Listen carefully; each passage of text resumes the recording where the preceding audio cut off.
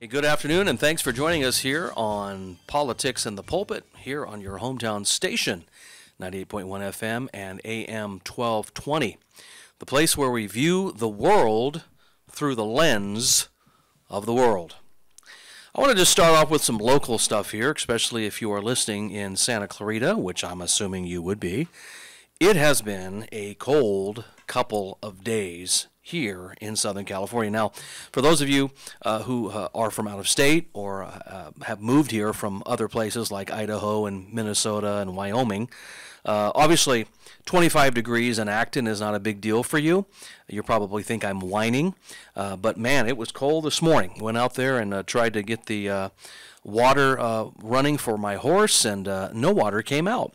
So I had to wait until the sun got on the west side of our property and started to warm up the pipes before we can even give water to the horse this morning. But it was definitely cold. It's not uncommon for Acton in particular to get into the 20s, but usually, 28, 29, 30 degrees or something like that. They were predicting a little bit of snowfall last night. That did not materialize where I live, but I understand as low as Gorman, right off of Interstate 5, as you're traveling up the Grapevine, got some snow. In fact, they got heavy snow, Fraser Park, and several other places that are relatively low-lying. I think the snow level is supposed to get down to 2,000 feet. But that's enough of your Dallas Rains moment. Just know that it was cold last night, and it's supposed to get even colder tonight. So you guys bundle up and stay warm. Again, must be global warming by way of global cooling. You never know. But no matter what, no matter how you cut it, it's cold. Now, if you were listening last week, I teased at the very end of last week's show that we would be joined in studio today by a rep from the SCV Pregnancy Center right here in our city. After a couple of back and forth phone calls from the Pregnancy Center, unfortunately, I'm here to say that they declined to come on the show, stating that, quote, times are just not what they should be, which I'm assuming is a reference to the political climate today surrounding pro-life pregnancy centers. And by the way, let me just, for the sake of clarity and transparency, I know the people that put this pregnancy center together and started it. They're good people. They're wonderful folks. But just to be frank, I am a bit disappointed that somebody would not come on, but I've tried and I've been briefed that it might be better that they don't. And many of you know, especially since the Roe v. Wade and Dodd decision from earlier last year in 2022, things have not been good when it comes to some of the pregnancy centers, as they have been places have been, burned, and they've been graffitied up and things of that nature. So there's no doubt that that is a problem. There's no doubt. But I am disappointed, just to be frank, that nobody came on. So in short, I'm sorry to inform you that there will be no rep from the SCV Pregnancy Center on today's show, or perhaps, unfortunately, any future shows. So that is sad indeed. In terms of this, some stories about Hollyweird, I was just telling our board operator here, who did not know who this person was, but Raquel Welch passed away today. She was 82 years old, and there was an undisclosed sickness. They were very, very hush-hush about what she died of, but nevertheless, Raquel Welch became known in the mid-1960s for her role in 1 Million Years BC, a very iconic poster of her. Most people remember it. It has been basically the visual that everyone has of her for the last 60 years or so. But again, sad news there in Hollyweird. Raquel Welch passes away. How many of you heard about the woman who apparently ran over her catalytic converter thief up in Palmdale? Anybody hear about that? I'm going to just give you the story here from Fox. It says a man accused of trying to steal a catalytic converter in Palmdale was killed Tuesday, this is yesterday, when he was run over by the woman whose vehicle he was trying to steal from, according to authorities. It happened just before 6 p.m. in a store parking lot located on the 39,000 block of 10th Street West. Now, if you're familiar with the Palmdale area, that is right there off of Rancho Vista, and usually it's right there between Rancho Vista and Palmdale Boulevard. And there's been all kinds of weird things that have happened up there, especially at that Kohl's parking lot in just the last several months. I think 2 people were killed right there in that Kohl's parking lot. But this is not far from that initial area. But officials said the woman was asleep inside her Ford Excursion, so this woman was unfortunately homeless, when a car with 4 people inside pulled up next to it. That's when one of the grand theft suspects got out of the car and began sawing off the catalytic converter off the Excursion. Now, the problem is this. The woman inside the Excursion, who was sleeping, was apparently woken up by the noise. Obviously, that's going to be some interesting noise underneath your vehicle. And that's when she turned on her car, put it in reverse, and felt a bump like she ran something over, authorities said. The woman immediately stopped the car after running the alleged thief over and called 911. He was taken to a local hospital where, unfortunately, he died. Now, 2 things about this. Number one, I do think this homeless lady did do us a favor. We have one less catalytic converter thief on the roads here in California, because obviously that has been almost an epidemic in the last several months, really the last couple of years, because of some of the things that they are able to recycle and get money off of the catalytic converters. I'm assuming certain cars are worth more via the catalytic converter than others. In fact, I'll give you a story about ourselves. At our church, just before we put in any kind of actually, it was right after we put in security cameras at our church, about a week or 2 after those cameras were put to the test, because during an actual morning worship service, somebody pulled up next to one of the cars of one of our parishioners and jacked a catalytic converter from the church parking lot within, I think, 3 minutes. In fact, it might have been faster than that. These guys were professionals. And this was done with a $2,000 system in our church that we had just put in 2 weeks earlier, and yet the guy that is sitting in the sound room did not catch this incident. This just shows you how good they are, how insidious they are, and how well trained these guys are. So this woman has done us a favor in many ways by taking one out. I guess the real question I have in closing about this particular topic is, because Palmdale, Lancaster, that area is still L.A. County, that falls under the jurisdiction of George Gascon. I'm wondering if there are going to be any charges filed against this homeless woman at all. I hope not. I pray not. This woman, in many ways, was a victim. This was her only means of being able to sleep in an enclosed environment, being that she was homeless. And I'm just kind of hoping that our esteemed DA here in Los Angeles County will not seek to file any kind of suit against her. So keep that in mind as we keep going over the next few days here. Who knows what's going to happen, how this develops, and I sure hope that this woman does not get charged for anything by our feckless DA here in Los Angeles County. All right. Well, if you've been alive the last couple of weeks, you've probably heard and seen the stories about the, quote, balloons that have been floating around the United States, and one over in Canada that was shot down as well. For the last 2 weeks, the administration has been shooting down what we are being told are Chinese weather balloons. At least initially, that's what we were told. And that, of course, is what the Chinese Communist Party has been trying to tell us. However, I just want you to think about this. The last 3 that were shot down, we've noticed a shroud of secrecy in regards to just what was shot down. Aliens, perhaps, UFOs. This has fueled a lot of speculation about UFOs, and of course UFOs just means unidentified flying object. It doesn't necessarily mean something came from Mars or, little green men. But the fact is, without the administration saying anything, I mean literally mum's the word, about just about all of these things that were shot down, all it does is cause angst and anxiety within the public, and it causes conspiracy theories to proliferate. And really, I think the administration needs to come out and say something, and not just the administration's lower lackeys that go out and kind of contradict one another, especially the White House press secretary. But I think we need the president himself to come out and just say a couple of things. He doesn't have to be like major specific, but I think it would be good to at least allay the fears of the public of what exactly is going on. Do we have China, sending over these balloons on purpose in order to surveil and gather intel and information? We don't know, but here's a thought that was brought to my attention last Sunday evening by a personal friend of mine. And I want you to think about this. Why was the picture of the first balloon back in early February, why was the picture of the first balloon allowed to be seen, not just seen, but allowed to traverse the entire continental United States? And, furthermore, why was the administration hesitant to shoot down the initial balloon, but more than willing to shoot down the latter three? I mean, those are questions that I think we all need to consider.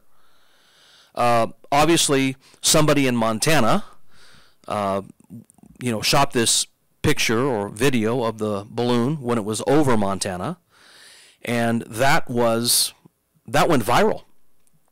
And the individual that brought this to my attention a couple days ago said that the administration, the government, they kind of allow things to either go viral or not go viral for that matter. And so this balloon photo went viral.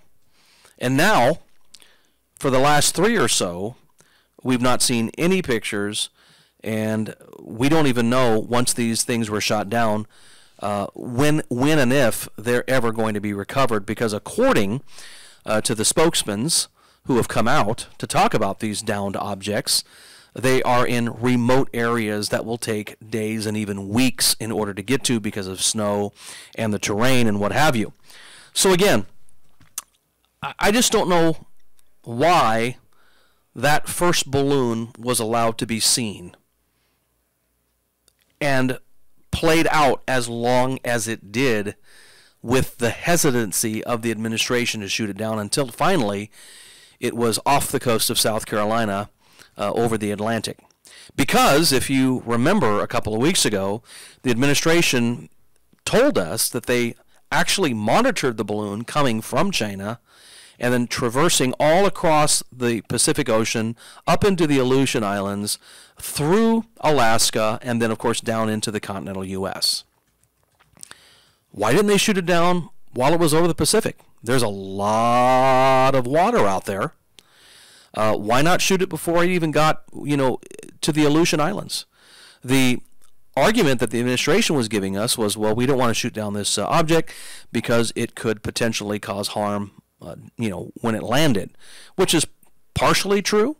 But according to what I have read and what I've heard, when an item like that, like a balloon, is shot down, you don't have a debris field like you would have for a downed aircraft, right?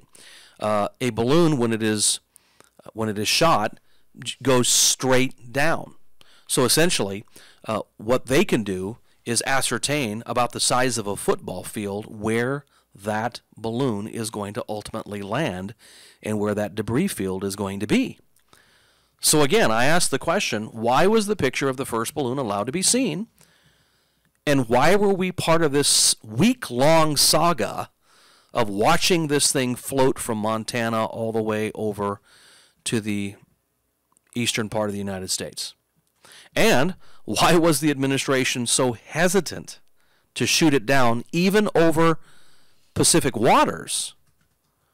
And yet the administration has been more than willing to shoot down the latter three. And again, just to reinforce this notion, why hasn't the president, the commander of the free world, addressed a very anxious and concerned nation? Or perhaps maybe that's part of the plan. You say, what do you mean, Pastor Cook? Well, to keep you and I anxious, concerning, and looking up. To keep you and I anxious, concerned, and looking up. All the while forgetting about classified documents, laptops, and other Biden issues that are currently plaguing the administration. What a, quote, trial balloon, if you will. I'd invite you to check out a webpage entitled Tory Says, Toresays, says.com, TorySays.com. I don't know much about this particular site. It was just brought to my attention a few days ago. But on that site, there is a story that states, quote, strewn stories about spy balloons do not add up. I have here in my formerly nicotine-stained fingers a portion of that story, and it says, American-made spy balloon identifying as Chinese. How many of you knew, and I'm sure some of you did, that when they were getting the debris that fell off the coast of South Carolina, that much of the material of this particular balloon was actually made in the United States. I mean, made in the U.S. Isn't that ironic that we always say things are made in China, but yet something that was brought over from China was made in the U.S.? That's interesting. How about this? How about the fact that North Dakota is indicative of having most of its political leaders funded by China, causing serious concerns about their foreign policy due to the fact that it shares a border with a foreign nation, a.k.a. Canada, which, of course, one of these contraptions, these unidentified flying objects, flew over Canadian airspace a few days ago as well. In 2016, a military training academy was discovered 10 to 12 miles from the border in Canada by North Dakota. Additionally, purchases made by the Communist Party of China in North Dakota are done through venture firms, and it is speculated that the CCP may own half of Fargo due to a loan it funded for Governor Doug Burgum to purchase literally half of the city of Fargo. Now, all of you should probably go watch that movie now. It's been about 25 years. There's also speculation about a North Dakota reporter being a double agent for the CCP as he worked for both Tennant and Brennan working APAC, but that is a story for another day, obviously. But the fact is, there's a lot of interesting conspiracies, perhaps theories, as to what is going on with these particular balloons and exactly what are they doing up in the sky. And again, I'm not here to necessarily say that this is all happening the way TorySays.com. These are theories. These are hypotheticals and perhaps maybe some unique insights here that you will have to read, you'll have to digest it, and you'll have to come to your own conclusions on these things. How many of you ever seen a Google balloon? Those are the balloons that are put up that gather intel and information as well. They look awfully, if you Google it, by the way, if you Google a Google balloon, it looks awfully similar to the balloon that was caught on film over Montana a couple weeks ago. It just looks awfully familiar. I'm not terribly certain if it's, the size of 3 buses, as they said that initial balloon was, but they're awfully familiar. And again, I don't know, and I know that a lot of those Google balloons fly around the same elevation as this particular balloon that was shot down 2 weeks ago does as well. I think somewhere between 45,000 feet and 65,000 feet, which, 65,000 is not what modern aircrafts will, regular airplanes will fly. They're usually anywhere between 30,000 and 45,000 feet, but it still would pose a problem. What about the fact that this Chinese balloon supposedly was U.S. made?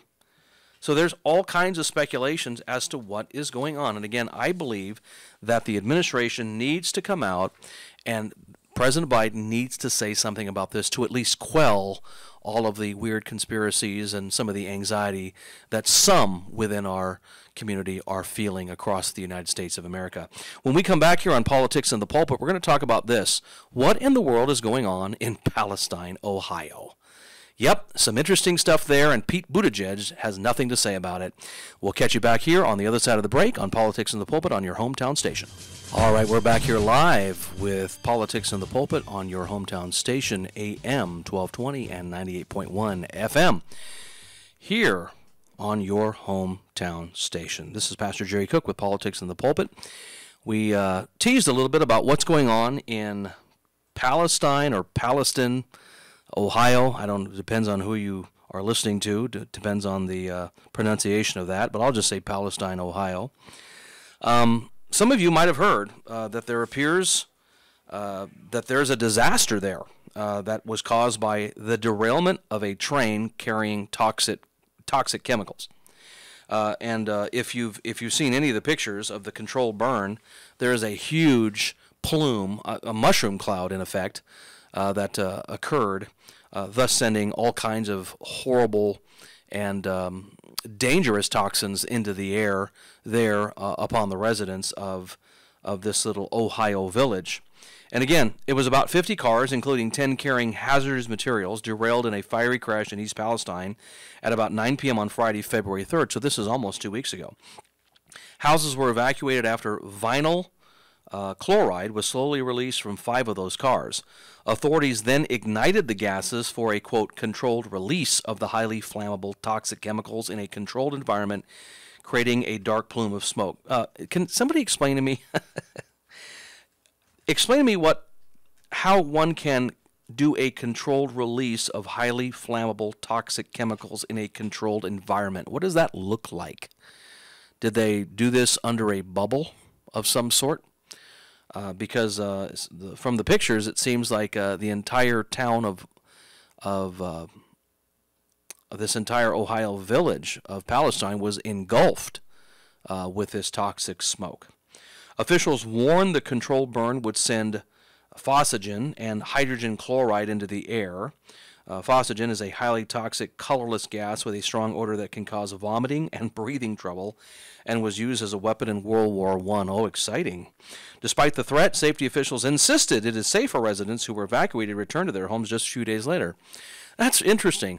They insisted that it was safe for residents, even though this highly toxic gas that was used as a weapon in World War I was being thrown into the air. Where are the environmentalists? Why aren't they screaming about this? This is a huge problem. Now, I'm not an environmentalist, but I am a conservationist, and I do believe in God giving us authority over the environment and the planet.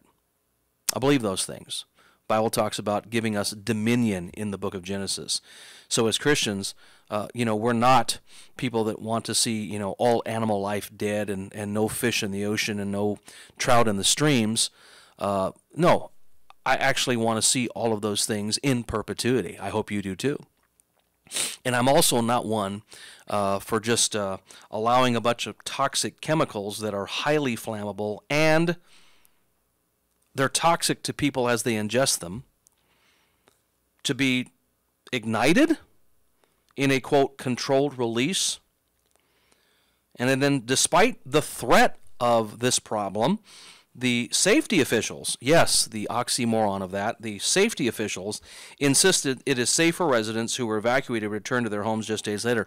The other couple mornings ago, I was listening to, I think, the Morning Answer on AM 870, and a lady called in from around Palestine, Ohio, and she was saying that her chickens all died. Now, again, I'm not suggesting that this is just killing chickens. I'm just wondering if that's a representative of who knows how many other animals and potentially humans are going to die or get really sick because of these toxic fumes that were supposedly ignited for a controlled release. Now, I have a few questions. What is Pete Buttigieg doing about this?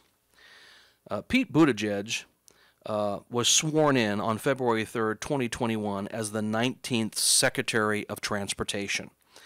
Now, usually during most presidential administrations, you and I don't hear much about the Secretary of Transportation.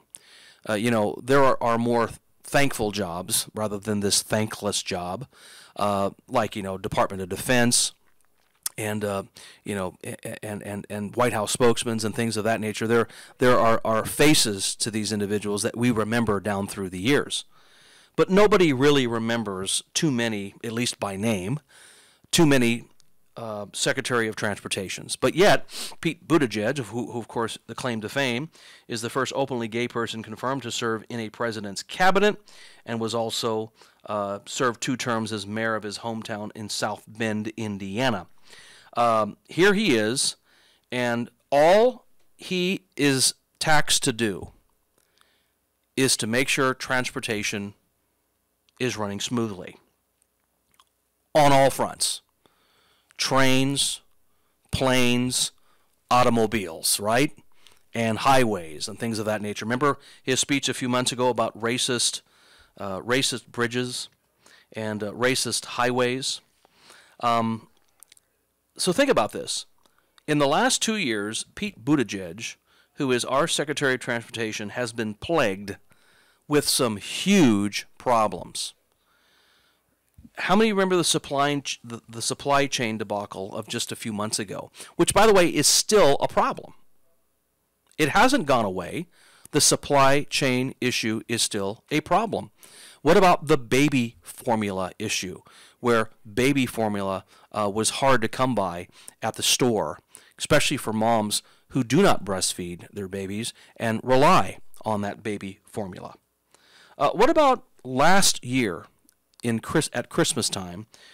No one can remember, everyone can remember, the Christmas of 2022 and the air travel disaster and the cancellations and all the things that happened. Now, all of that got blamed on the weather, but there's always weather in December, folks. There's always been weather for centuries.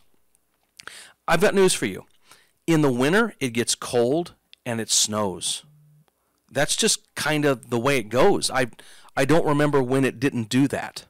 Even here in Southern California, it can get cold. But in Southern California, we might have a day or two in the winter that actually gets warm. And that's why we choose to live in Southern California. In spite of all the high gas prices and bad policies here in our state, the fact is it gets cold here in California too, even in the winter. Guess what? In the spring, it kind of moderates a little bit. It's cold sometimes, it's warm sometimes. And then in the summer, newsflash, it gets hot. Like really hot. And depending where you are, like a place called, quote, Death Valley, which, might be indicative of what kind of weather you're going to get, it gets like really hot, like 120 degrees. It's amazing how sometimes in the summertime, you'll hear some breathless reporter say, it was 127 degrees today in Death Valley. Well, yeah, it's one of the lowest portions of the country in terms of elevation, and it has weather extremes because there are portions of Death Valley that get really, really, really cold in the winter. So it's one of those places on the globe that have major weather extremes. But yet we have this travel disaster and cancellations galore where, thousands and thousands and thousands of people were displaced, couldn't get to their homes for Christmas. I had a family in our church that went to Minnesota to go see a baby that was just born, and they went up to Minnesota. Of course, they were right in the middle of all that weather that came in right just before Christmas, and they could not get back to Los Angeles until about a week and a half after Christmas. It was an amazing thing. It's funny how that stuff happens. What about this? Now we have this disaster, this environmental disaster in Palestine, Ohio, and really not much is being said by our Secretary of Transportation, Pete Buttigieg. In fact, the only things he has said publicly has been in tweets, nothing in front of the camera.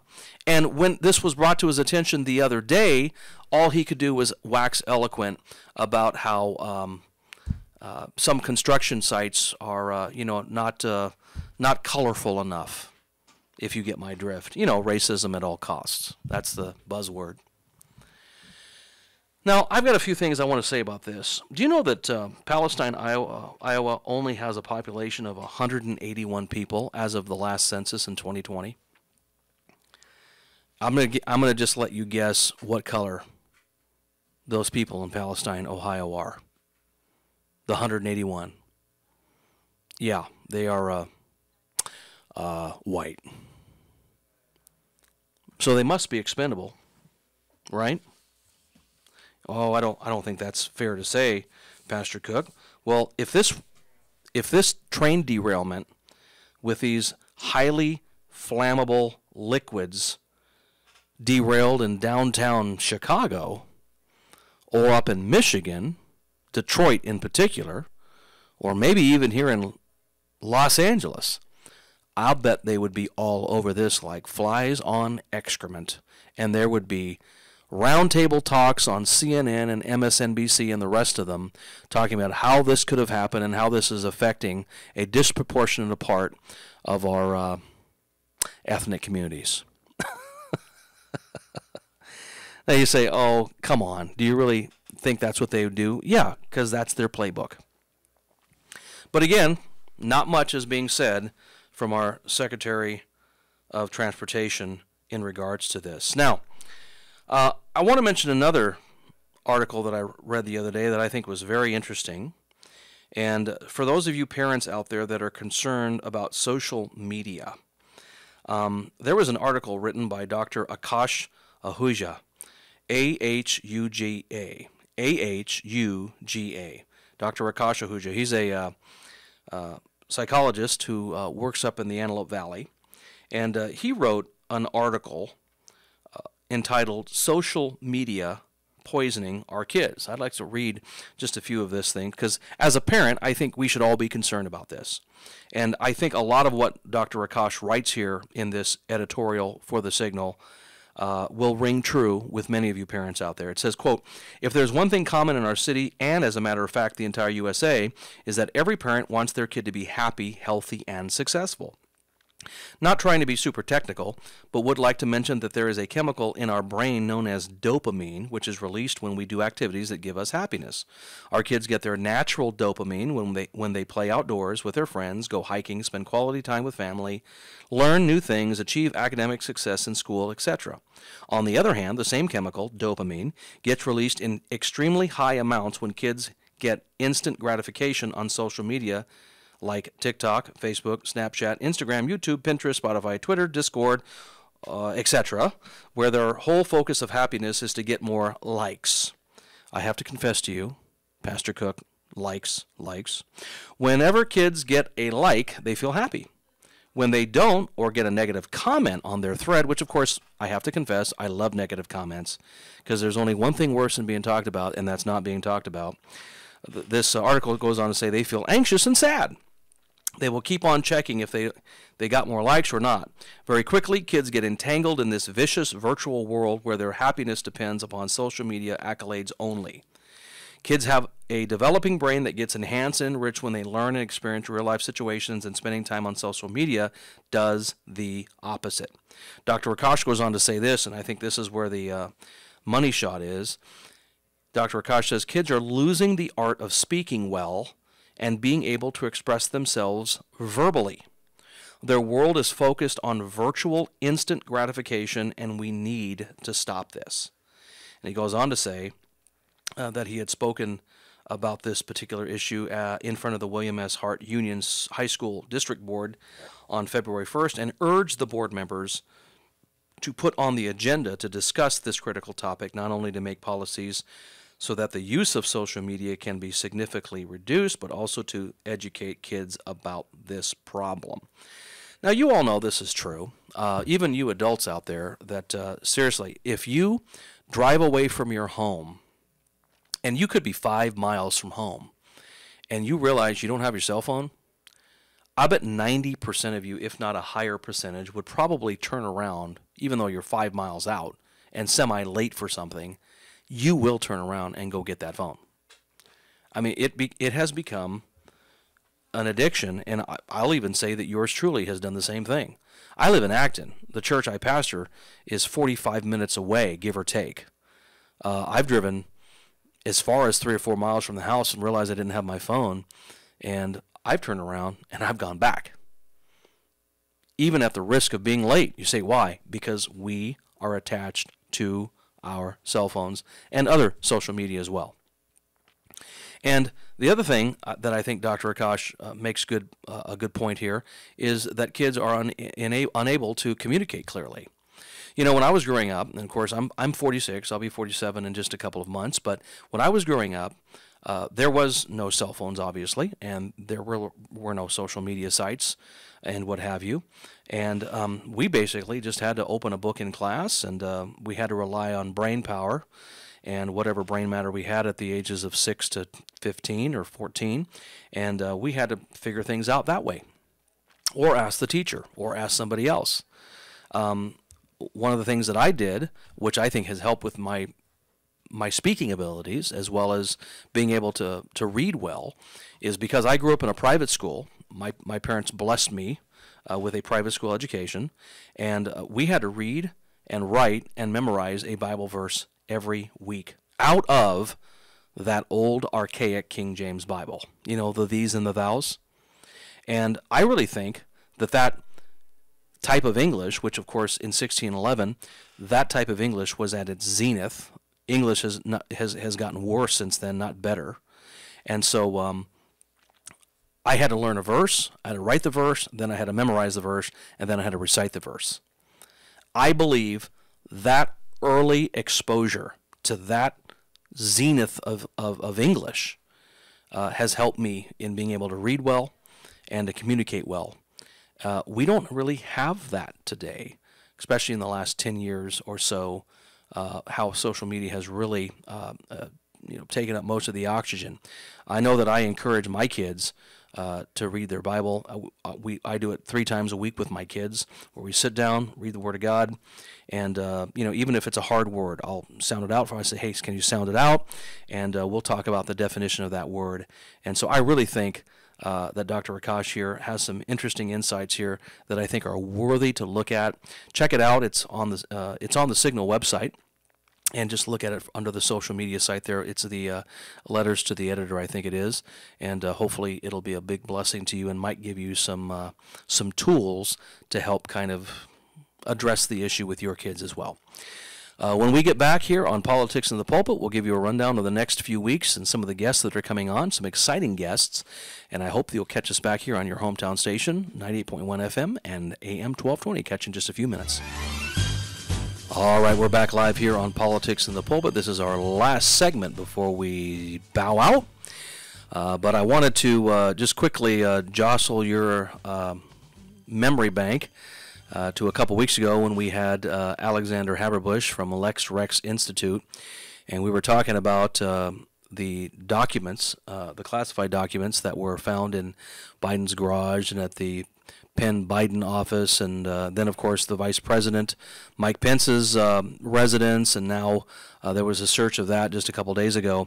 But one of the things that I'd mentioned to Alexander Haberbush was, because now you've got Biden under investigation, you have of course former President Trump under investigation for the classified documents, and now obviously Vice President Mike Pence, that it's now going to just basically null and void. No one's going to be charged with anything in particular.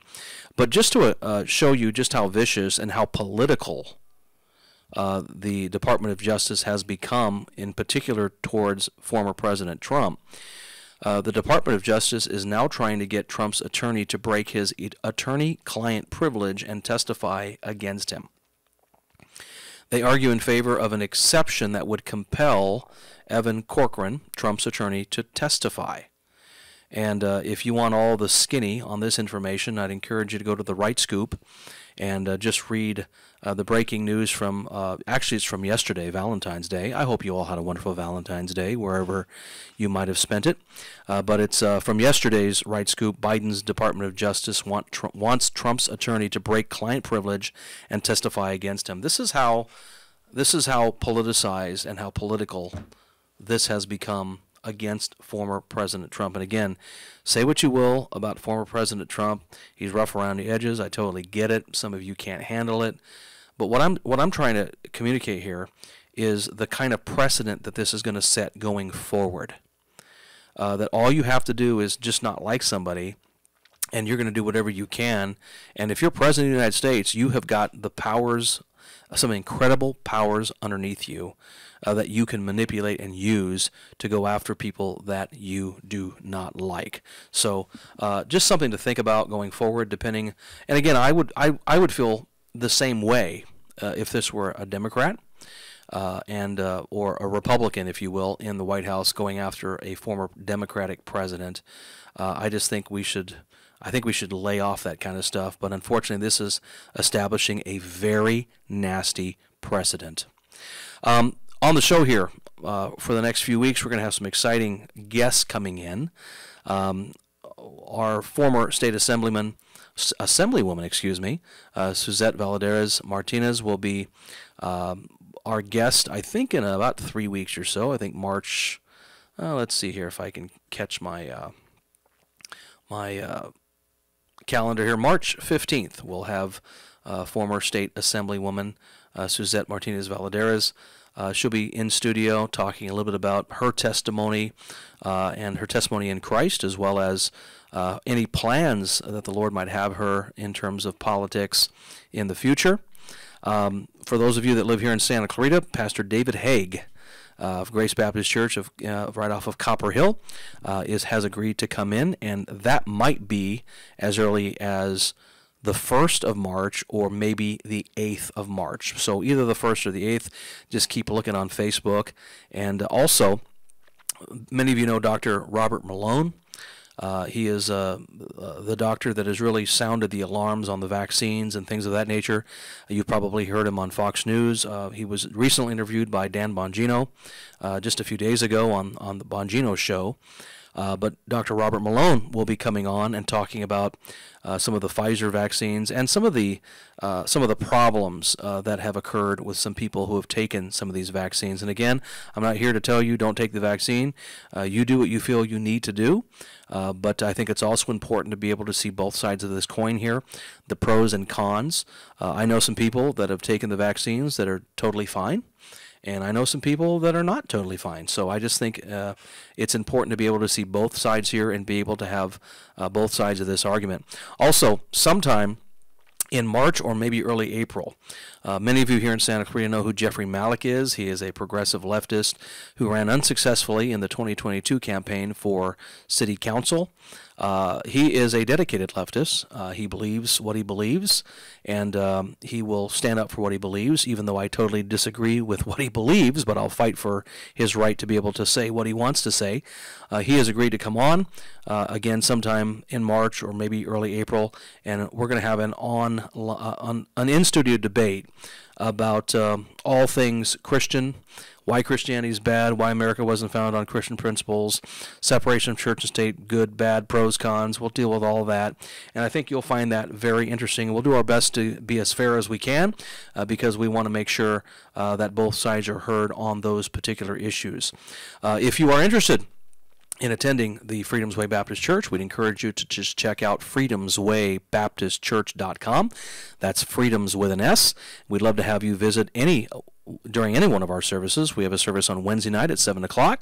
We're going through the book of James, and then Sundays at 10:30, which is the main worship. We have a Sunday school for all ages at 9:15, and then, of course, an evening worship at 5 p.m. If your church that you attend doesn't have an evening service, hey, Freedom's Way has an evening service on Sundays.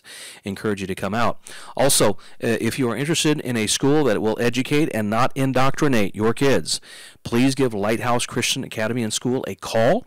You can find them also on our website, freedomswaybaptistchurch.com, and just look up on the bar there, and you'll find Lighthouse Christian Academy and get a hold of Christine, our school administrator.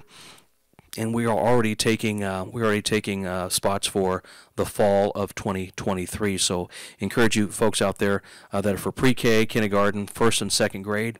And as the Lord leads, we might actually go into a third grade as well, but we need some more students to be able to do that. So again, thank you very much for tuning in today to Politics in the Pulpit. Excited about what the Lord has planned for us here in terms of guests over the next several weeks. And we hope that today's information was helpful to you. Please get out there, study it for yourself. Remember, remember the biblical injunction of the Apostle Paul in 1 Thessalonians chapter 5. Prove all things. Hold fast that which is true. Don't just take my word for it. Go study it yourself and make sure it's so.